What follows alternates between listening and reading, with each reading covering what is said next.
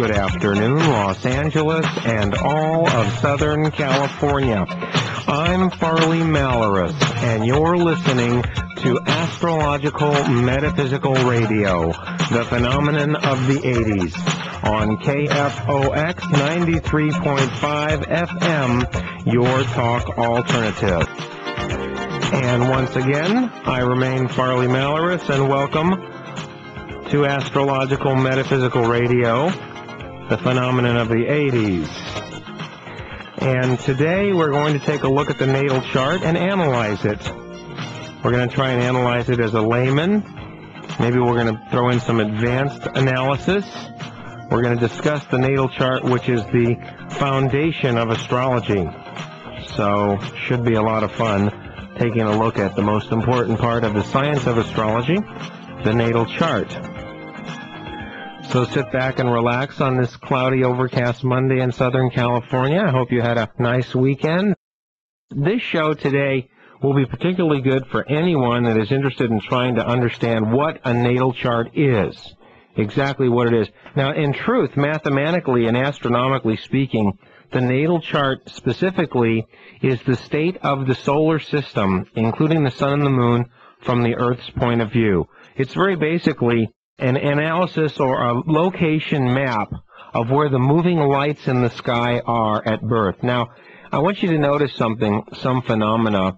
I don't know if you were into astronomy or not, but this is a phenomena that I want to make very, very obvious to you. If you went outside, and if you stood outside every night and took a picture of the universe every night, day in and day out for weeks, for months, or even for years, you would become aware of the startling phenomena that most of the things up there don't move. From our point of view, they are so utterly far away that it would take literally almost thousands and thousands of years for those stars to move a fraction of an inch.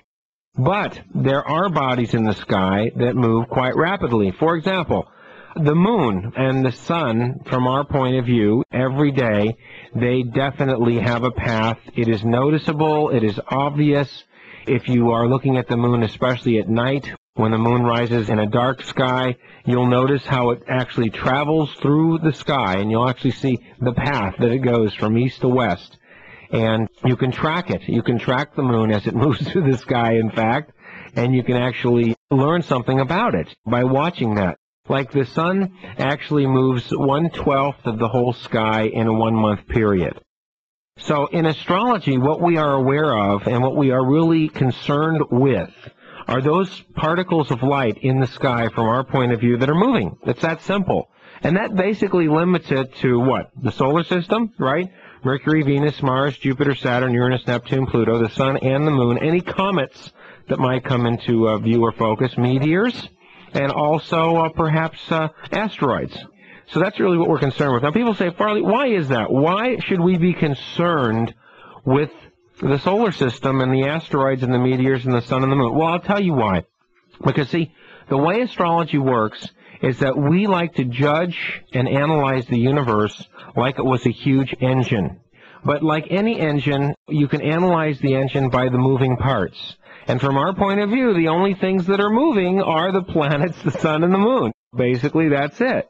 So when you cast an astrology chart, you're not really as interested in where all the stars are going or what stars are there, because we know where the stars are. We can label and analyze the stars very easily and very succinctly by understanding the 12 constellations of the zodiac. That's right.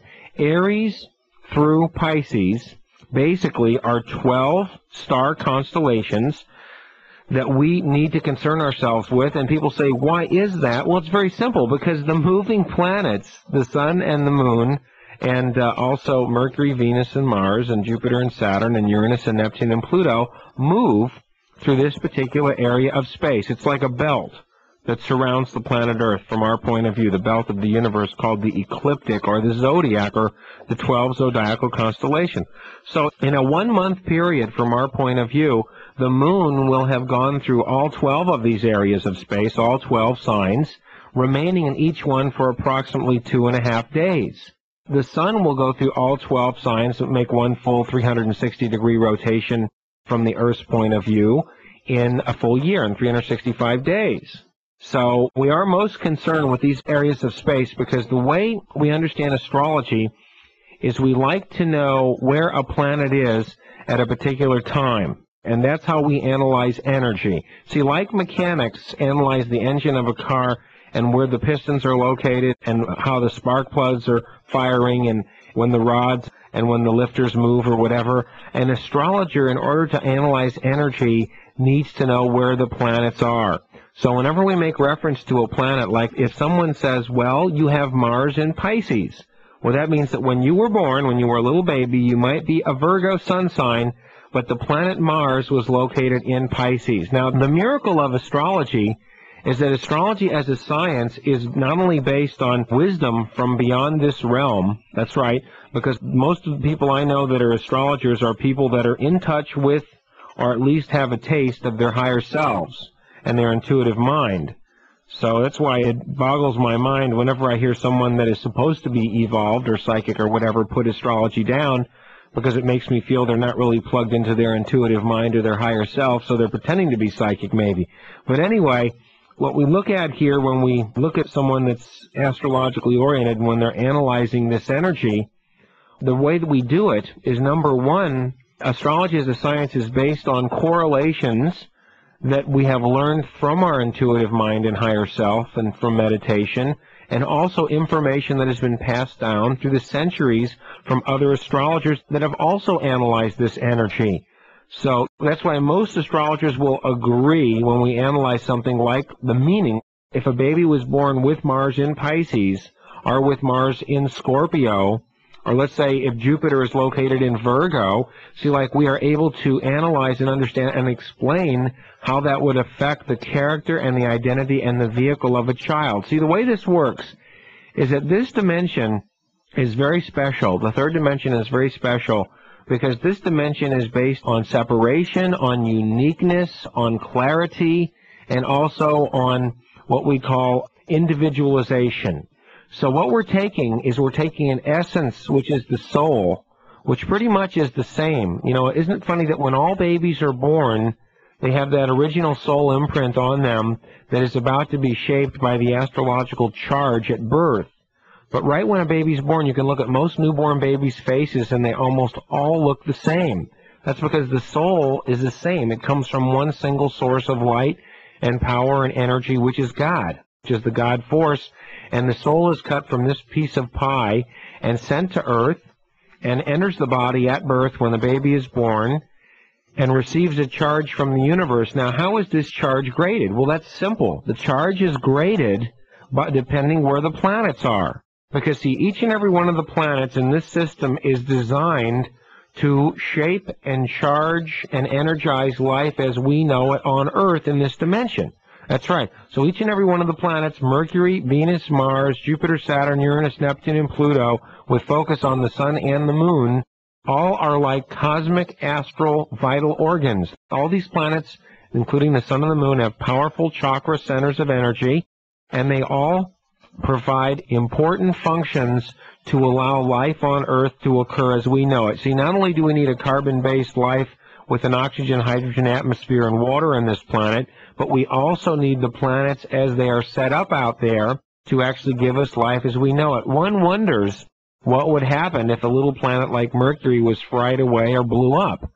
Because Mercury is such a vital part of the astrology chart, it rules the conscious, reasoning, logic systems, the nervous systems, that if our system was minus a planet like Mercury, makes you wonder if life on Earth would not be as intelligent as it is. Let's say the Earth had no moons.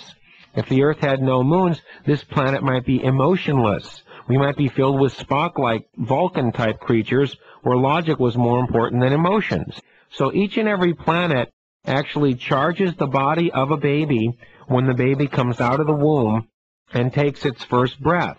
And by charging that body and also charging each and every cell, including and with focus on the brain cells of that child, which has a lot to do with exactly the magnetism, the electromagnetic energy that affects that baby's body and brain at birth, to give us some idea of what we call vehicle or uniqueness. And when we include factors like environment, family, nationalism, as far as what nation you're brought up in, and also gender, and possibly religion or philosophy and political state of things that the baby is born in. And if we add to that the astrological charge at birth, meaning that if we add to that where the planets are, including the sun and the moon, if you heard the show last week, also the rising sign in the east, which is where all these planets are actually funneled through, okay, because the rising sign is actually where the direction from which the astral soul or the astral body enters the baby from the eastern horizon, when the baby becomes alert and awake and also becomes animate, organically is aware of itself as a being from the east. So we analyze where the planets are because each and every one of the cells of our body, when it comes out of the womb, then a shape of energy is molded onto our body's cell imprint, which we call an astrological circuit. So each and every one of the cells in the body, including the brain and the vital organs, each has an astrological circuit depending on where the planets were, the sun and the moon, and the horizon, eastern horizon frozen in space. We each have a little bitty imprint in each and every one of the cells in our body and our brain, a cosmic imprint. This is not something that a scientist would look at with a microscope and be able to give you an idea of what's going on. I believe that everyone is encoded with some kind of basic foundation or formula which triggers a life mission or life experience, and this is an astrological formula that I have discovered comes from where the planets are located in space. So when we study astrology, and the myth, or actually I would say the kindergarten philosophy that sun signs are so important, or basically where the sun is located in space, is only 1/11th or 1/12th of what we are talking about when we analyze astrology charts. Sure, the sun is important, but also the location of Mercury, which will rule how we think, how this vehicle, this baby's body, will learn, how it will express itself. Mercury, the planet of communication. Venus is the love factor, the values. What will be of worth to this child? And what type of feminine influence will it be attracted to in its life? And Mars is the health planet, and also the planet that controls the sex drive and the basic life urges, the basic initiation energy that we need, ambition. And Mars also has control of the masculine or the yang force. Venus is the yin energy, Mars is the yang energy. And Jupiter will tell us the freedom factor of this child, the philosophical factor, whether it will travel or not, and where it will go. And Saturn will define the life mission of this child as far as what major area it must learn, or the major lessons it must overcome to grow, the karma of the baby. And Uranus will give us an idea of what genius factor that child will hold, if any, what gift it will have, and also where it shall be awakened and metamorphosized in its life cycle. Neptune is a spiritual factor, also controlling self-esteem or self-destruction and connection to higher realms through the intuitive mind and the higher self. And Pluto will be the planet that will decide metamorphosis, transition, change, adaptation. The moon decides our emotional factor and connection with the mother, and the sun will help us understand the paternal factor and the creative force and the connection with the father. And of course, all these energies are channeled and funneled through the sign on the eastern horizon at birth, which is the personality or the rising sign. And this is basically what we look at when we look at a natal chart. When people send me their date, time, and city of birth, or have any astrologer do their chart by getting their date, time, and city of birth, what they are allowing us to do is accurately calculate the planets, Sun, Moon, Mercury, Venus, Mars, Jupiter, Saturn, Uranus, Neptune, and Pluto, and also the rising sign exactly at birth, so we can actually analyze the vehicle of the baby. And by knowing the charge of the body and the mind at birth from this astrological effect that occurs, we can help understand the person's life mission, their character, their identity, their karma, and everything of the planetary revelations that I just discussed. There's also something else that we learn. In an astrology chart, there are three things that we look at when we look at a natal chart. We look at where the planets are located in space, number one, including the sun, moon, and rising.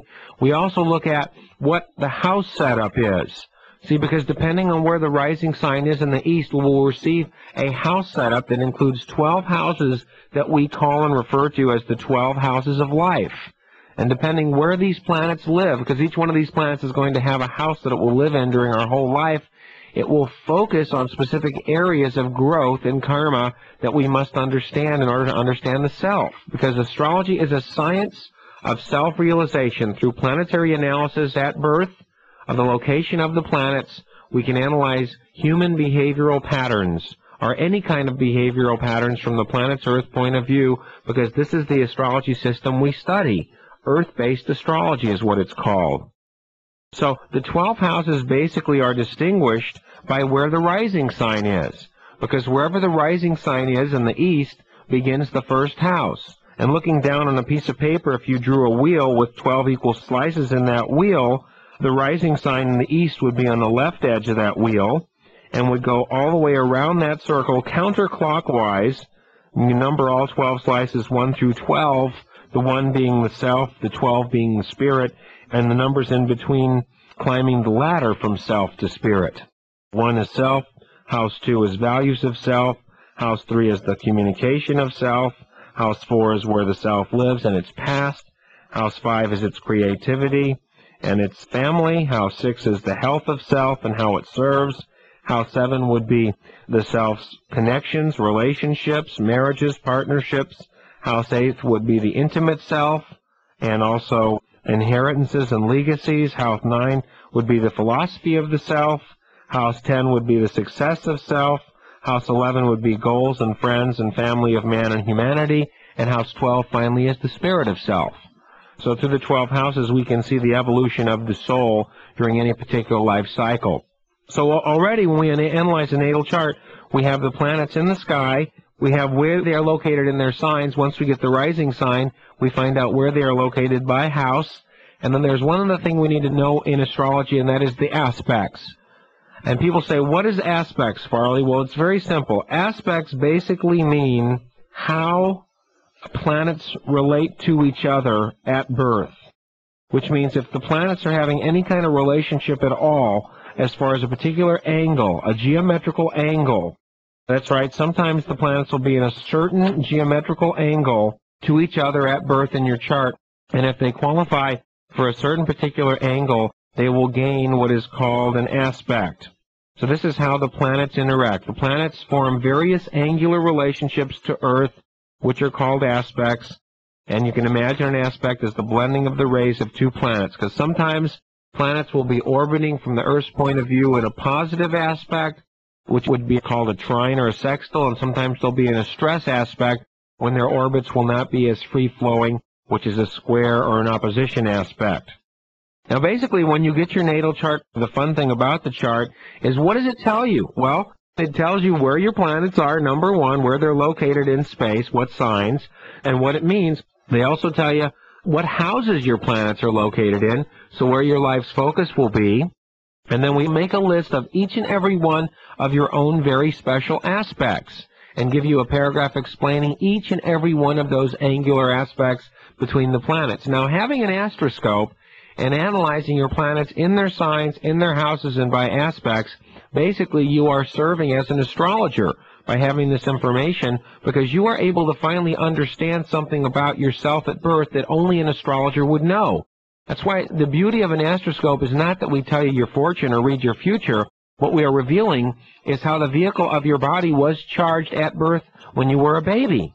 So we are letting you know cosmically and astrologically the definition of this astrological vehicle. That's why so many people, when they send for their charts, they have their minds blown. You know, it's not that difficult, because when you analyze a natal chart to understand life purpose, life mission, character, identity, personality, and all that, what you're basically interested in is where the planets are in their sign, where the planets are by aspect, and what houses the planets are in. Planets and signs, planets and houses, and planets by aspect. That's all there is. And there's only 8 planets besides the Earth, the sun, moon, and the rising. So it's not that difficult. You're going to have 11 paragraphs that will talk about where your planets are and what signs and what that means, like Venus in Libra or Mars in Pisces or Jupiter in Sag. We're going to tell you what that means now, so you can go beyond your sun sign and find that out.